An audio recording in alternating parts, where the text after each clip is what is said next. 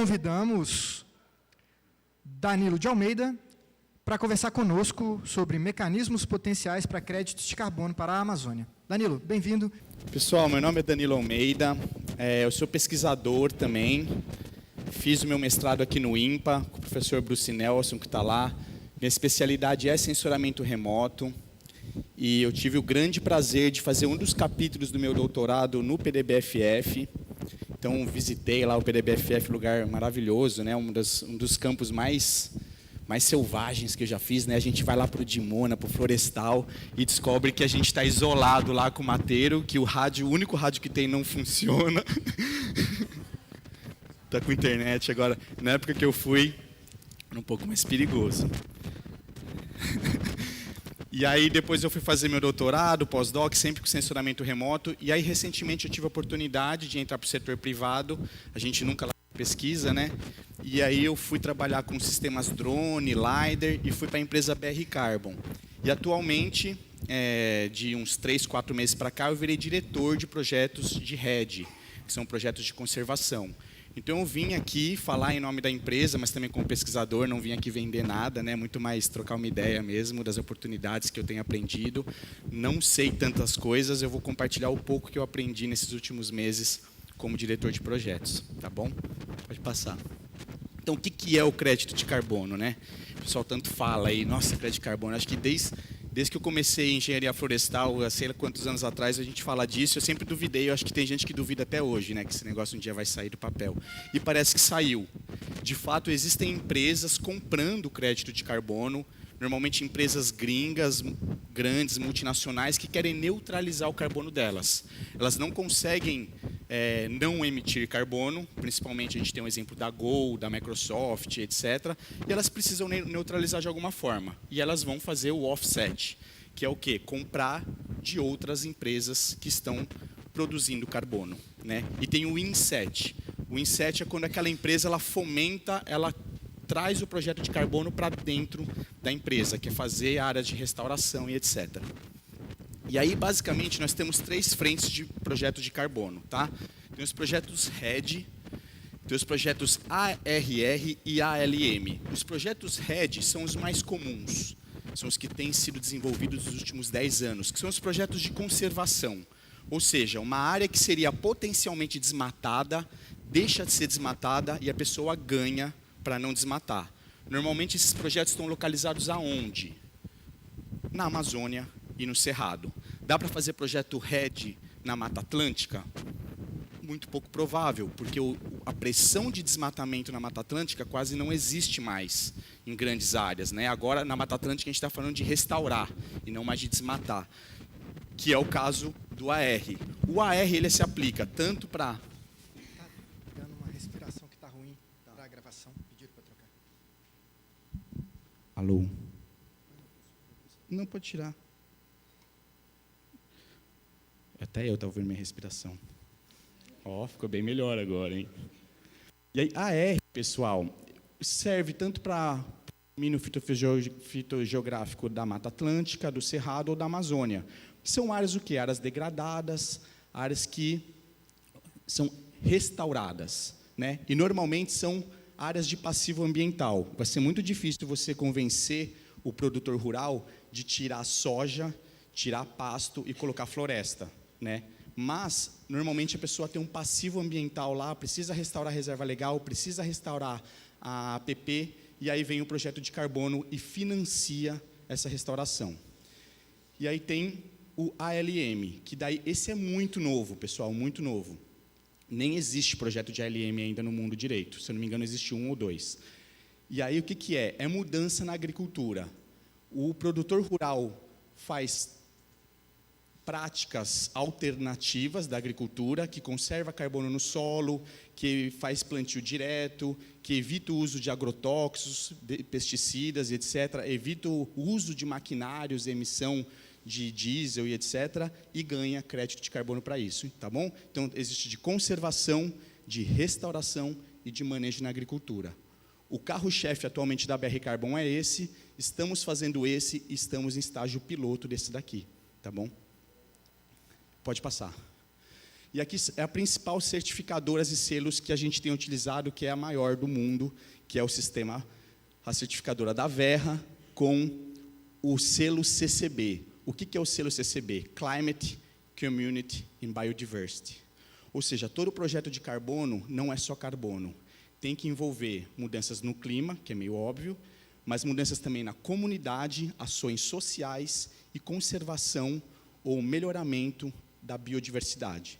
Tá? E a metodologia de quantificação de carbono, fazer as linhas de base, etc., são as metodologias VCS, que estão todas incorporadas dentro do sistema Verra. Tá bom? Pode passar. Então, esses são 3 definições que é importante a gente entender. Elegibilidade, adicionalidade e linha de base. A elegibilidade é como que determinado projeto é elegível a ser um projeto de crédito de carbono. Por exemplo, na conservação, aquela floresta tem que existir há pelo menos 10 anos. É um critério de elegibilidade. Na restauração, aquela área que está sendo restaurada não pode ter mais que 5 anos. Na agricultura, o manejo diferenciado que o produtor está fazendo não pode ter mais de 3, 5 anos também. Certo? Então, são critérios de elegibilidade. A adicionalidade é aquilo que a pessoa vai fazer, que o produtor vai fazer, que vai gerar o crédito de carbono, baseado numa linha de base. O que é a linha de base? A linha de base é o seguinte: o que aconteceria com a ausência do projeto de carbono? Então, tá, se não existir o projeto de carbono, o cara ali vai desmatar aquela área. Se não existir o projeto de carbono, o cidadão ali não vai restaurar a PP dele. Não vai.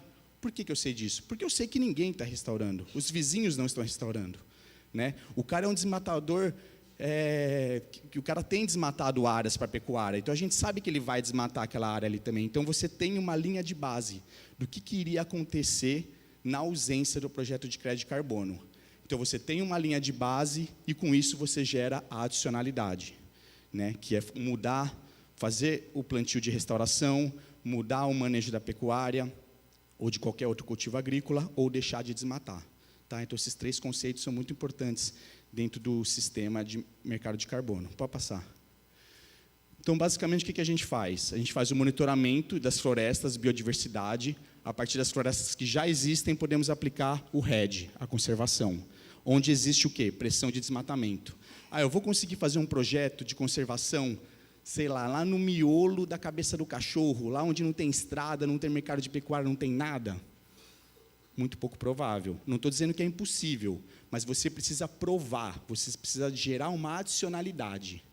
Para falar, não, aqui sim, aqui está tendo uma pressão assim, assim, assada, o cara não vai desmatar, e aí gera o crédito de carbono. Faz total sentido, né? Para uma empresa de aviação que emite toneladas de carbono a todo momento, ele tem que comprar um crédito viável, um crédito real, né? E não uma fantasia. Outro aspecto é restauração, normalmente com déficit de reserva legal e APP. Normalmente a gente busca essas propriedades com passivo ambiental para fazer os projetos de restauração. Por quê? Convencer o cara de substituir produção agrícola por floresta não é tão fácil. Identificação de áreas de baixa produtividade, onde a melhor produção pode ser o crédito de carbono a partir da restauração, e a transição do sistema agropecuário convencional para sistemas regenerativos, sistemas agroflorestais, de baixo carbono e etc. Pode passar. Então, como eu já falei, tem o sistema REDD, né, de conservação, e nesse sistema de conservação de floresta na Amazônia, vamos generalizar, existe o APD e o AUD. Lembrando que isso também pode contemplar o cerrado. Tá? O que é o APD? O APD é o Avoid Planned Deforestation. Ou seja, aquela área que o cara vai desmatar. Está planejado. No caso da Amazônia, é o quê? Da propriedade. São os 20%. Né? A linha de base do APD na Amazônia Legal é que o cara pode desmatar 20% da propriedade. E o cara vai desmatar a princípio. E ele pode desmatar numa taxa, se não me engano, de 500 hectares ao ano, que é a taxa que ele eventualmente vai receber o crédito de carbono. Então, nós temos que fazer dentro desses 20%. O AUD é o Avoided Unplanned Deforestation, que é aquela que o cara não planeja desmatar, que é dentro dos 80%, dentro da reserva legal e APP. né? 80 ou mais.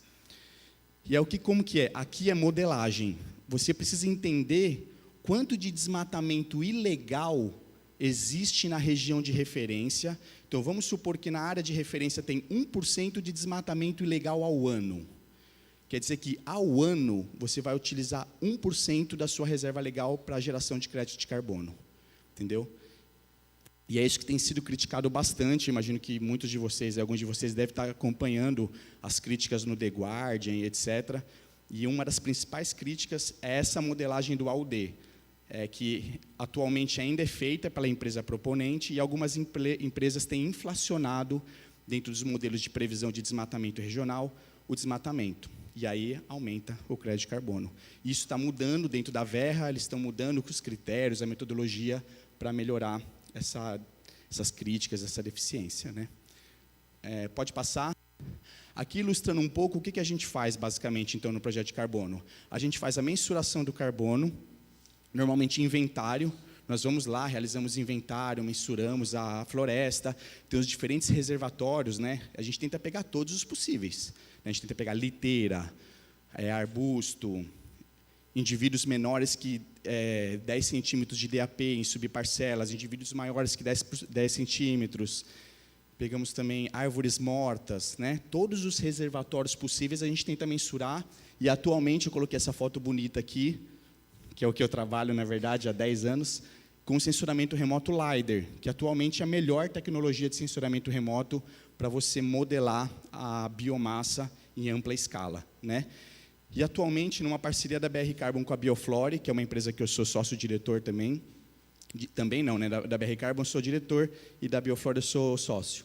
A gente está atacando a parte de biodiversidade, né? A gente tenta criar modelos aí que identifica, por exemplo, feições, né? Hoje em dia a gente joga nossa foto no Facebook, lá aparece, fulano está na foto. Então são reconhecimentos de feições que identificam espécies. A gente está começando a criar essas bibliotecas para reconhecimento de espécies. Eu estou saindo um pouco do assunto aqui só para fazer né? A gente vai puxando um pouquinho para as coisas que a gente gosta. Mas é um pouco dessa parte de modelagem de sensoramento remoto, que é um grande potencial para o monitoramento de ampla escala, né? Pode passar? E também tem um aspecto mais importante. Eu costumo falar que um projeto de carbono, ele é um projeto social. Graças a Deus, a gente tem dentro da BR Carbon um excelente cientista social, né, Léo? É o irmão do Léo, o Marcelo Rodrigues. E ele tem conduzido essas atividades com as comunidades, e é super importante. Lembra do CCB, Climate Community Biodiversity?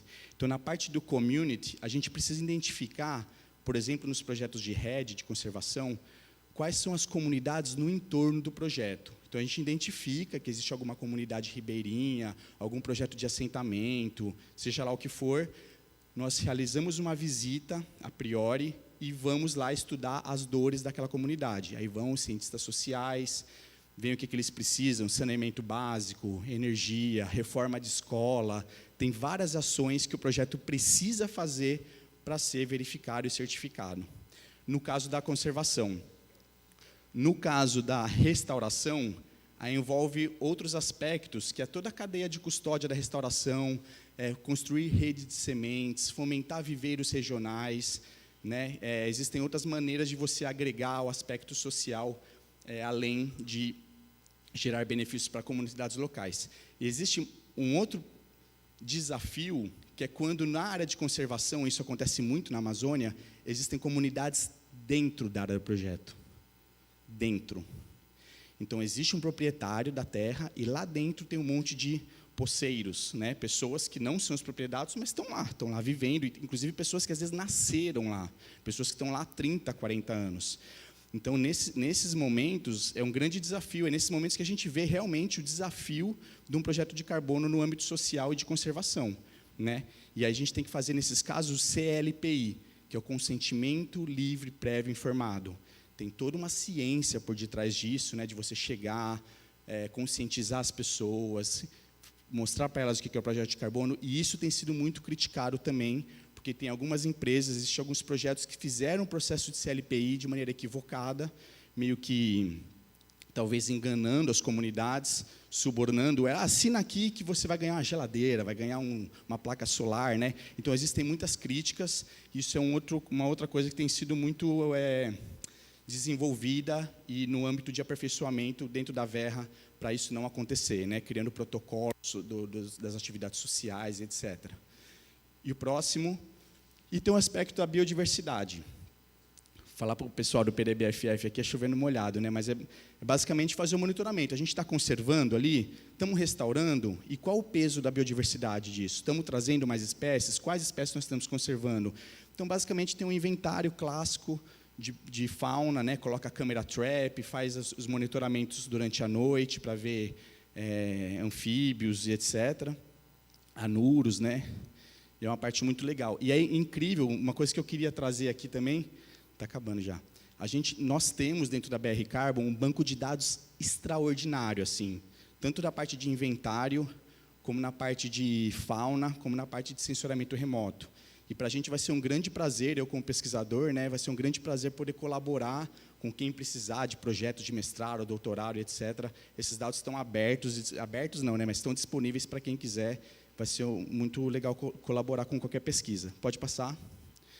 E os projetos de restauração, do qual eu já falei, pode ser plantio de muda, semeadura direta e etc. Regeneração natural.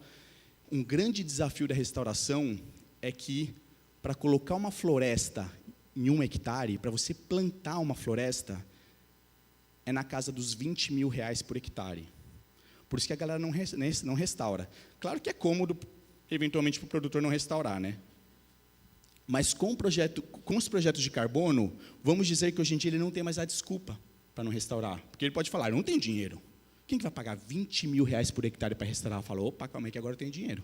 Ou seja, o sistema público, eventualmente, pode fazer parcerias com esses sistemas de restauração, com um recurso financiado por empresas privadas, ou seja lá o que for, para agora falar para o cara que tem um passivo ambiental, falar, opa, pera lá, agora você vai ter que regularizar e a gente vai pagar a sua regularização. A gente tem dinheiro para isso. Né? Então, isso pode viabilizar o que a gente sempre sonhou da regularização ambiental das propriedades. Pode passar. E o ALM, que eu já falei, né? Ainda está em processo experimentos piloto, né? A gente está fazendo um experimento, se não me engano, em Paragominas, com um pecuarista lá. Ele pegou uma propriedade, uma área degradada, e é uma área que iria ficar degradada. Então, a gente faz toda uma análise prévia do quanto de carbono que tem lá, a gente faz inventário, coleta solo, leva para o laboratório, vê o solo orgânico da propriedade, e depois a gente implanta um sistema de pecuária com rotatividade, com melhoramento e tal. Eu não sei detalhes, né? Atualmente eu trabalho no RED especificamente, então tudo que eu estou trazendo dos outros é mais que eu estou ouvindo falar. E é um grande desafio, né? O ALM ele é muito amplo, pode entrar inclusive sistemas florestais, sistemas agroflorestais, né? Que nosso amigo Gabriel, né, apresentou para a gente. Então, tem uma grande possibilidade dos sistemas silvopastoris, sistemas agroflorestais de entrar nesse âmbito do ALM também. Pode passar. E, por fim, esse é o último slide, mais ou menos como que é o cronograma aí para você fazer um projeto de carbono. Então, precisa elaborar um PD, que é o quê? O Project Develop Design, é o PDD. Você elabora, você fala, ó, eu tenho aqui um projeto, mais ou menos do que eu quero fazer, faço um estudo prévio, vejo a titularidade da terra, que é um dos gargalos também, né? O que aparece de gente querendo fazer projeto de carbono é um monte, mas daí quando você pede a documentação do título da terra, a cadeia dominial, de 10 que vem, 11 não tem o título, sabe? Aí depois tem a implementação, que é o quê? De fato, você ir lá na comunidade, fazer o processo CLPI, fazer o inventário, fazer o monitoramento, e aí, de fato, fazer o monitoramento, que é olhar com o tempo imagens de satélite. Então, o projeto já foi implementado, já foi validado pelo PD, e depois você vai verificar, monitorar isso por 2, 3 anos, e aí você faz, de fato, a verificação, a certificação, né, que é o último. Entre o PD e a certificação, que é o momento que pinga o dinheiro, vamos dizer assim, leva em torno de uns 2 anos. Tá? Então, vou fazer um projeto hoje. Então, no melhor dos cenários, você vai receber isso daqui a 2 anos. Isso para a floresta conservada, RED. Para AR, o buraco é muito mais embaixo. Que daí você vai ganhar com o incremento da floresta. A floresta vai crescer e esse incremento que vai dando, você vai ganhar. O que acontece é que tem muito investidor que compra no upfront, que o pessoal fala, que é você comprar carbono do futuro. O cara fala, dentro de 30 anos, a linha de base é 30 anos. Então, a gente vai restaurar, em 30 anos, vai dar 400 toneladas de crédito de carbono. E aí, você vende isso lá na frente. Então, o cara vai pagar hoje $25, sendo que ele pode vender amanhã, depois de amanhã, por, sei lá, $70, $80 cada crédito de carbono. Tem empresa que compra para realmente investir, tem empresa que simplesmente quer fazer o inset, que é realmente trazer algum sistema de credificação interna, né, no financiamento de projetos e etc. Enfim, tem de pouco com tudo. No sistema do RED, hoje em dia está em torno de $10 o crédito de carbono, e no ALM o pessoal está projetando que vai estar em torno de $30 o crédito de carbono. O que é um crédito de carbono? É 1 tonelada de CO2 equivalente. Então, a gente sabe aí, na Amazônia, última fala, tá? Na Amazônia, cerca de 300 toneladas de biomassa, aí vira carbono, divide por 2, né? 50% da biomassa seca é carbono, aí fica 150. Só que uma molécula de carbono faz uma molécula de CO2. E a molécula de CO2, ela pesa 3,6 vezes mais que uma molécula de carbono sozinha. Então, você pega isso e multiplica por 3,6. Então, de 300, biomassa vira 150 carbono, e multiplica por 3,6, vira 500 e alguma coisa CO2 equivalente. Esse é o cálculo aí, e cada tonelada é um crédito de carbono. Tá? Pronto. Obrigado. Pode passar, que é só o obrigado agora. Pessoal.